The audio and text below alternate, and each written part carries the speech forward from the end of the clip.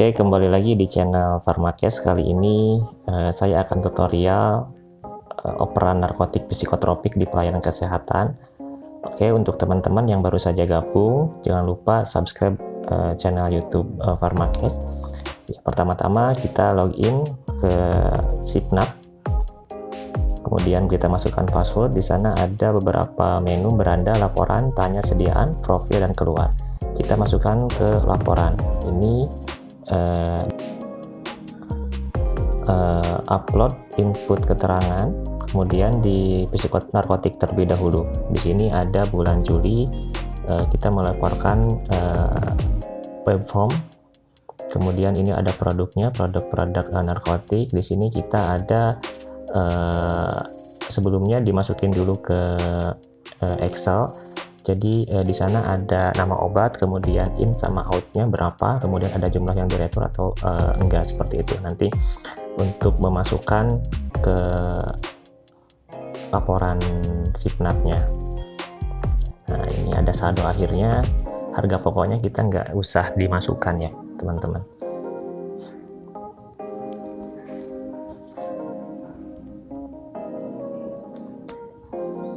Jadi karena kita ada dua gudang, ada gudang eksekutif sama reguler atau BPJS, jadi sehingga nanti diakumulasikan terlebih dahulu, itu yang keluar di BPJS berapa, kemudian yang di eksekutif berapa, nanti ditambahkan dan ditotalkan. Jadilah nanti keluar berapa saldo akhirnya sama penjualan.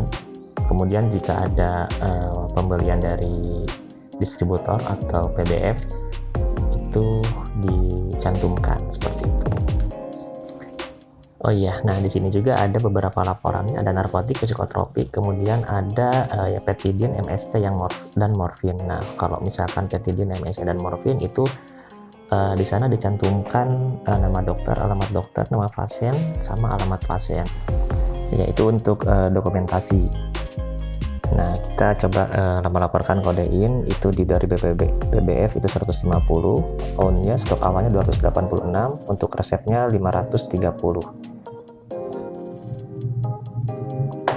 Kemudian tinggal disimpan dan udah tersave secara otomatis. Jadi ada beberapa obat narkotik, ada Durogesic, ketamil, fentanyl, morfin, petidin, kodein, dan lain sebagainya.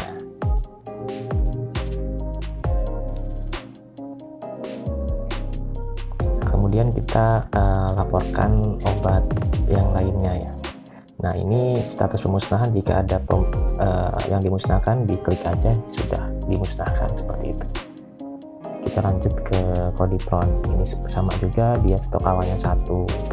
Kemudian kita lihat nih ada masuk atau enggak dari PBF, kemudian ada keluar untuk pasien atau tidak, kemudian ada retur atau tidak. Itu nanti jumlah saldo akhirnya disamakan dengan jumlah stok akhir yang ada di Sipnap.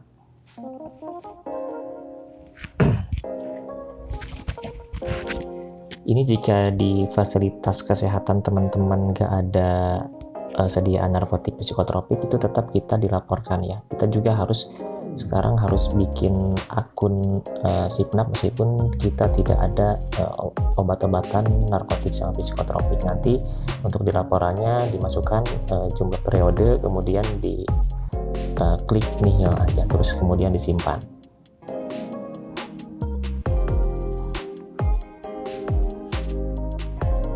Nah, ini dia, kita Kodipron kapsul dari stok awalnya 5, dari PBF-nya 40, untuk resepnya 45. Nah, kita disamakan itu antara stok akhir sama saldo akhir yang ada di komputer, kemudian diklik simpan juga. Begitu selanjutnya ya teman-teman.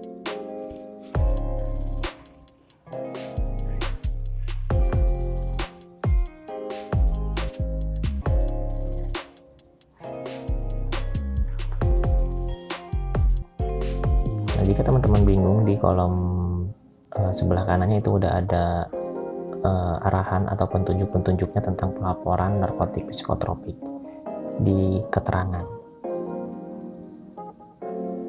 Nah, ini adalah review pelaporan. Itu kita udah selesai, kemudian dilaporkan ke Kemenkes. Klik OK. Untuk aplikasi Signap ini kita melaporkan maksimal per tanggal 10 ke Kemenkes. Kalau misalkan di rumah sakit sendiri itu untuk laporannya harus ada tangan direktur, kemudian dilaporkan ke Kemenkes, jadi mengetahui direktur seperti itu. Kemudian ini juga ada di PKPO berkas pelaporan narkotik psikotropik, nanti diupload di PKPO untuk akreditasi rumah sakit juga, apakah rumah sakit tersebut itu berjalan atau tidak pelaporan narapsinya, narkotik psikotropik. Kalau untuk di rumah sakit itu mungkin itu bisa narik mutasi dari komputer, kemudian diekspor ke Excel, itu ada jumlah pemakaiannya, atau enggak kita bisa melihat ke rekam medis. Itu untuk yang pelaporan betidin, MST atau morfin, kita ngelihat pemakaian dokter siapa, kemudian alamat dokter sama pasien, nama pasiennya dan alamat pasiennya, seperti itu. Nah, ini review pelaporan yang sudah kami laporkan. Nah, jika teman-teman sudah sesuai dengan apa yang dipakai dan dilaporkan, nanti jangan lupa diklik simpan dan oke. Nah, ini pelaporan narkotik setelah selesai. Kemudian itu kita kalau misalkan mau cetak hasil transaksi bisa dicetak. Ini yang sudah dilaporkan, ini udah masuk ke Kemenkes. Oke, sekian video tutorial pelaporan narkotik psikotropik di pelayanan farmasi. Nantikan video berikutnya. Jangan lupa like, comment, and subscribe. Terima kasih.